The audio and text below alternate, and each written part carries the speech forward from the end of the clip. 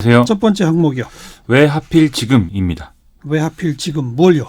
법무부가 피의사실 공표 금지 관련한 훈령 개정을 지금 추진하고 있는데요. 예. 법무부 장관하고 가까운 사람들이 검찰 수사 대상이 되고 있는 상황에서 이 부적절한 일이다 이런 반론들이 좀 나오고 있습니다. 예. 이런 상황에 조국 장관은 오늘 국회를 예방해서 더불어민주당과 정의당 대표 등과 대화를 나누기도 했습니다. 법무부는 뭘 하자는 겁니까?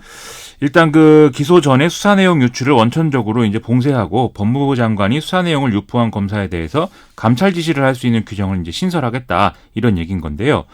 포토라인 관행을 없애고 수사 당사자에게 동의 없이 소환 일정을 공개할 수 없도록 하는 내용 등도 포함되어 있는 걸로 알려져 있습니다. 여당과 법무부는 내일 당정 협의를 통해서 이 훈령 개정안의 구체적인 내용을 확정할 예정입니다. 방금 최영애 인권위원장과도 이 얘기 잠깐 얘기했습니다만 피의사실 공표 금지 이건 원래 지켜야 할 원칙 아닌가요?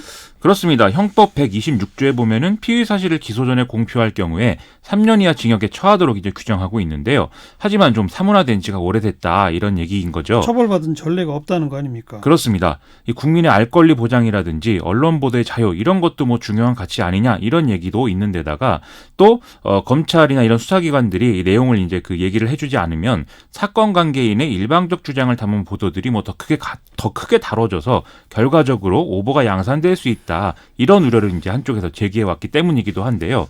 따라서 수사 사건 공보에 관한 준칙이란 이름의 훈령으로 법무부가 이 사건 내용 공개를 제한적으로 이제 허용을 해왔던 것입니다. 예. 하지만 이 역시 과거 노무현 전 대통령 관련해서 논두렁식의 보도라든지 이런 사례에서 부작용이 확인됐기 때문에 지금까지 이게 많은 이제 문제로 지적이 되었던 것이죠. 지금 법무부의 그 훈령 개정을 반대하는 쪽의 주장은 뭐죠? 이 앞서 언급한 시점의 문제, 이거를 이제 주로 제기를 하고 있는데요. 이건 수사 방해하려는 거다? 그렇습니다. 법무부가 이른바 적폐청산 관련 수사 때 이런 부작용이 드러났을 때는 가만히 있지 않았느냐. 그런데 조국 장관 관련 사건이 수사 대상이 되니까 이 훈령 개정에 나서고 있는데 이거는 검찰을 압박하는 것으로 비춰질 수 있다라는 얘기인 것이죠. 더군다나 조국 장관의 오촌 조카가 결국 구속이 됐고 또 배우자가 기소되기까지 한 상황에서 더욱더 이런 우려가 나올 수밖에 없다. 이런 얘기였습니다. 그 배우자 기소된 공소장 공개됐죠? 그렇습니다. 정경심 교수는 지난 6일 이제 사문서 위조 혐의로 기소가 되어 있는 상황인데요. 원래 검찰은 국민적 관심사인 사건에 대해서 국회가 요구할 경우에 공소장을 국회에 따로 제출을 해왔습니다. 이에 따라서 이번에도 국회에 공소장이 제출이 됐는데요. 이 공소장 내용을 보면은 정경심 교수는 딸 조모 씨가 국내외 유명 대학원 등에 진학하는 데 도움을 주기 위해서 성명불상의 공범과 공모해서 2012년 9월경 동양대 총장 표창장 양식과 유사한 형태로 표창장을 위조를 했고 여기에 총장 직인을 임의로 날인한 혐의를 받고 있습니다. 이걸 검찰이 이제 급하게 기소를 했기 때문에 이 표창장이 입시에 실제로 사용됐는지 이런 내용은 지금 공소장에 나와 있지 않은 상황인데요. 예. 이 대목에서는 검찰의 수사 진행 내용에 따라서 이 재판 과정에서 공소장 변경이 이루어진다든지 이럴 가능성이 있어 보입니다. 그 표창장과는 별개입니다만 그 의학 논문 문제가 된 거 있잖아요. 그렇습니다. 그게 고려대학 입시에 제출됐다는 보도가 있었죠? 그렇습니다. 중앙일보가 오늘 고려대 관계자 주장을 이제 기사화를 해서 논란이 됐는데요. 입시 관련 제출 서류 자체는 보존 기간인 5년이 지나 폐기했다라는 기존 주장이 있지만 수험생이 이 제출한 이제 그 증빙 자료에 목록은 남아 있다는 얘기입니다. 그리고 이것을 검찰이 압수해간 상황이라는 건데요. 고려대 관계자는 이 목록에 조국 장관 딸이 제1저자로 기재된 그 문제의 논문이 기록되어 있는 게 확인이 됐다라고 지금 주장을 하고 있습니다. 아울러 조국 장관의 딸 조모 씨는 어제 입시 의혹 전반과 관련해서 피고 발인 신문으로 검찰 조사를 받은 것으로 또 알려졌습니다. 앞에 김민아 기자가 얘기했듯이 조국 장관 오늘 국회에 갔다면서요. 그렇습니다. 분위기가 어땠습니까? 지금까지 말씀드린 상황들 때문에 분위기가 좀 안 좋았던 게 사실인데요. 자유한국당하고 바른미래당의 경우에는 예방 일정 자체를 이제 거부한 이런 상황입니다. 이해찬 더불어민주당 대표를 만난 자리에서도 이제 이 이해찬 대표가 뭔가 기대감을 드러내기보다는 충분히 잘 설득하고 소통해라. 경중과 선후, 완급을 잘 가려야 한다. 주로 이런 충고를 하는 이제 분위기였던 거고요. 심상정 정의당 대표도 국민 신뢰를 확보하기 위한 필사즉생의 노력이 필요하다라면서 검찰 수사 상황에 따라서는 개혁을 위해서 과감한 자기 결단을 요구할 수 있을지도 모르겠다. 이렇게 얘기를 했습니다.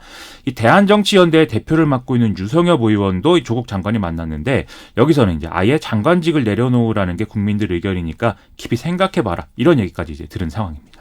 참 살얼음판 같네요. 그런 상황입니다. 싸움기 두 번째 항목은요.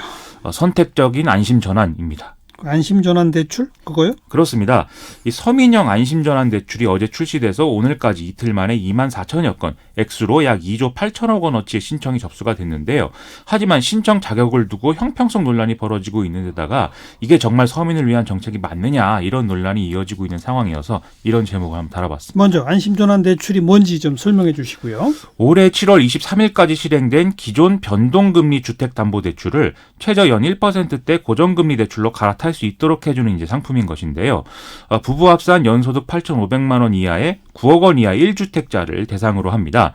신청 기한은 29일까지인데 이 신청자 중에 보유주택 시가가 낮은 순서대로 승인을 하도록 그렇게 돼 있고요. 선착순이 아니기 때문에 서두를 필요는 없다 이렇게 설명을 하고 있습니다. 다만 주택금융공사 홈페이지에서 온라인 신청을 하는 경우에 0.1%포인트 금리 할인을 추가로 받을 수 있기 때문에 홈페이지에 뭐 사람들이 몰려서 다운이 된다거나 뭐 이런 상황들이 있다고 합니다. 근데 형평성 논란은 뭡니까? 이 보금자리론이라든지 디딤돌 대출 같은 기존의 고정금리 장기대출 상품을 이용하는 서민들은 이게 고정금리 대출이기 때문에 신청 자격이 안 된다 이런 얘기인 건데요. 더군다나 정부 방침에 따라서 이 그동안 고정금리로 대출을 받은 사람들은 현재 변동금리 대출 상품보다 지금 높은 이자를 부담하고 있는 경우가 있기 때문에 더 논란이 좀 커지고 있는 상황입니다. 이와 관련해서 청와대 국민청원 홈페이지에 올라온 내용도 이 볼만한 내용인데요. 저소득층이 많은 보금자리론 대출자는 이용하지 못하고 9억 원짜리 집을 가진 사람은 혜택을 본다는 게 이해가 안 된다. 이런 주장도 나오고 있습니다. 그 주장에 대해서 금융당국은 뭐라고 설명합니까? 이 변동금리 대출이 향후 우리 경제에 부담이 될 수 있는 만큼 고정금리로 바꾸도록 유도하겠다는 게 정책의 취지이기 때문에 기존 고정금리 상품 이용자는 어쩔 수 없이 뭐 해당시켜 줄 수가 없다. 뭐 이런 얘기를 어쩔 하고 수 있습니다. 없다. 그렇죠. 예. 또 고정금리 대출자의 경우에 따라서 보금자리론 요건을 충족하는 경우 2%대 수준의 금리로 보금자리론 대환을 할 수 있으니까 이런 다른 가능한 방법도 이용해보라 이런 설명도 같이 하고 있는 상황인데요. 말씀드린 보금자리론의 경우에는 연소득 7천만 원 이하, 시가 6억 원 이하 주택이어야 이 신청 가능합니다. 여기까지 수고하셨어요. 고맙습니다. 김민아 기자였습니다.